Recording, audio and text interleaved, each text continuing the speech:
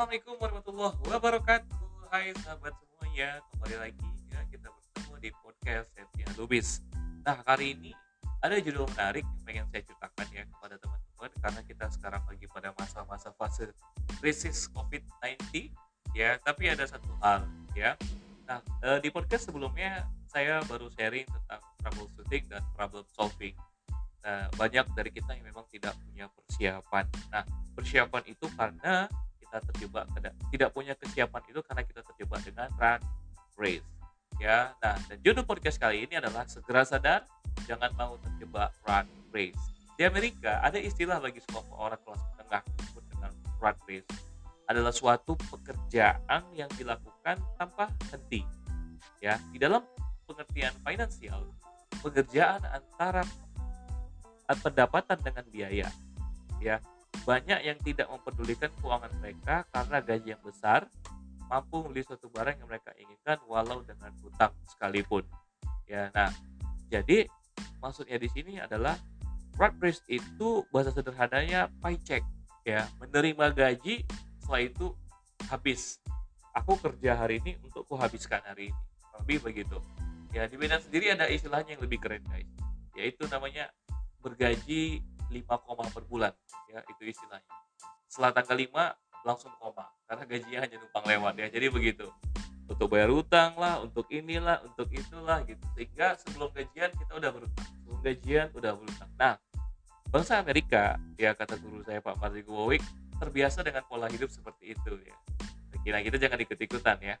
Pola hidup inilah yang banyak dialami oleh saudara-saudara kita dan tidak menutup kemungkinan kita sendiri pun sadar tidak sadar terjebak dalam pola ini kawan-kawan.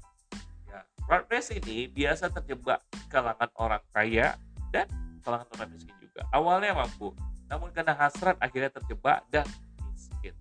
Ya, kerja bertahun-tahun tapi tidak punya aset yang dimiliki. Ya, dia bekerja untuk mencari uang, sedangkan pola orang kaya itu adalah uang yang bekerja untuk dia.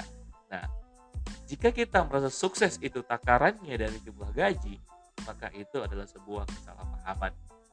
Justru sukses atau kaya itu adalah ketika posisinya terbalik. Bukan kita yang bekerja untuk uang, namun uang yang bekerja untuk kita. Nah, bagaimana kita yang hari ini teman-teman, itu masih muda, masih kuat. Ayo berusaha sekuat mungkin untuk membuat dan mengembangkan aset-aset produktif agar aset tersebut yang bekerja untuk kita di masa tua kita nanti. Nah, kita yang masih kuat, masih sanggup ini ya banting tulang lah istilahnya ya. Kurangi waktu liburannya, full untuk terus bekerja demi terciptanya aset produktif. Nah, teman-teman pernah nggak, ini saya kasih sebuah rekomendasi ya, di YouTube itu ada namanya video Ebro dan Pipo ya, itu bisa menjadi sebuah referensi bagi teman-teman ya, perbandingan antara kedua pola hidup antara Embro dan Pipo. Itulah kenapa guru-guru saya selalu mengingatkan bahwasanya miskin berpola dan kaya berpola. Nah, pola miskin itu seperti halnya rat race. Semoga kita segera sadar dan keluar dari pola ini ya. Kita harus mulai mengikuti pola kaya.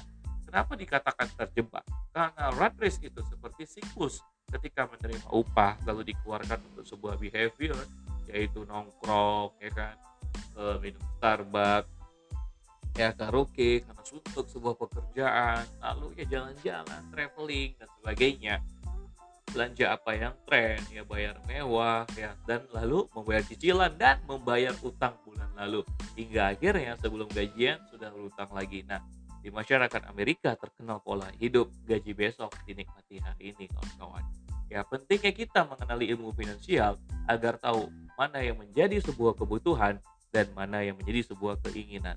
Kalau memang penghasilan kita sudah cukup besar, artinya untuk beli sebuah sepatu yang harga 12 juta itu ya hanya sekitar 2% dari pendapatan kita, ya silakan seperti itu ya. Berarti itu sudah menjadi sebuah kebutuhan. Tapi kalau kita harus membeli sepatu segitu, nyicil misalnya, nah itu sudah menjadi namanya sebuah keinginan. Teman-teman harus memiliki ilmu finansial. Yang pertama kali itu adalah mengenal mana yang kebutuhan dan mana yang keinginan. Dan apabila kita sudah terjebak oleh siklus rat race tadi, maka behavior lah yang utama harus Anda rubah pertama kali. dilanjutkan dengan ilmu finansial yang tadi baru saya jelaskan. Maka apa saja langkah-langkah untuk terbebas dari siklus tersebut? Ya, yang pertama adalah kalian harus berinvestasi. Ya, nah sisihkan gaji untuk berinvestasi. Awalnya berat, ketika saya harus melakukan ini awalnya berat. Tapi ketika saya sudah mulai terbiasa, malah untuk pengeluaran-pengeluaran kecil saya waduh sangat pelit banget deh kalau kita dibilang kayak nah artinya apa? Saya harus punya target menyisihkan. Warren Buffett pernah bilang, jangan eh, jangan sisakan dari gajimu untuk tabungan, tapi pakailah sisanya setelah kamu tabung. Nah, seperti itu. Jadi kalau misalnya kita berharap, oh ya, ntarlah sisa dari pengeluaranku aku tabung, itu pasti tidak akan pernah tercapai, kawan. Tapi kalau teman-teman udah mulai menabung dulu, ya, dapat, terus ada sisanya, nah itu baru yang dipergunakan. Bahkan pun nanti tidak ada sisanya ya. Kalau saya sendiri, saya hampir tidak punya uang pegangan, maksud saya belikan dalam bentuk emas. Selebihnya adalah saya berinvestasi, ya, tidak langsung beli barang ya, ketika dapat income yang besar, kita langsung beli barang, tapi diputar lagi untuk diinvestasikan. Nah, jadi uang udah mulai bekerja untuk saya, walaupun saya masih bekerja untuk uang. Seperti itu kurang lebih ya guys.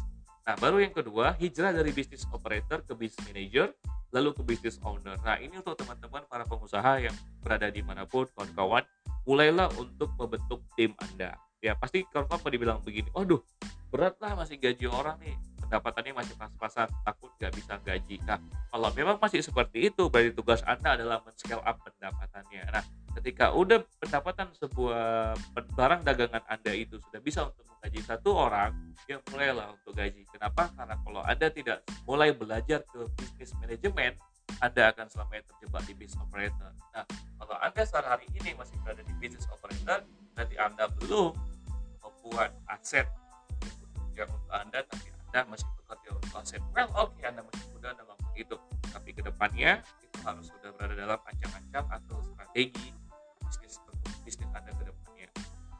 Nah, yang ketiga adalah belajar dari mereka yang berpengalaman dalam hal investasi dan berbisnis ya, kawan-kawan. Tidak akan pernah kita bisa sukses tanpa ada mentor kita di situ. Ya, silakan belajar. Pilih banyak mentor, ya belajar dari orang-orang yang baru, terus ikuti seminar, terus membaca buku. Jangan pernah Anda merasa sudah mengetahui ilmu itu, ya sudah aku nggak perlu baca lagi. Warren Buffett juga pernah mengatakan bahwa investasi yang terbaik itu adalah investasi leher ke atas atau investasi ilmu, ya belajar ilmu itu yang tidak pernah sia-sia. Nah, yang keempat adalah diversifikasi. Investasikanlah uang Anda atau buatlah bisnis yang berbeda-beda. Investasikan uang Anda yang berbeda-beda. Warren Buffett pernah bilang, jangan pernah meletakkan telur di keranjang yang sama. Ya, begitu juga dengan kita yang bisnis. Nah, ketika kita mengalami musim COVID-19 ini, banyak banget bisnis yang tutup kan, kawan-kawan. Atau nggak tutup lah bahasanya saya, berjalan lambat. Ya, atau terhenti sementara, hibernasi. Tapi ada juga bisnis yang sedang naik meningkat-ningkatnya. Apa itu?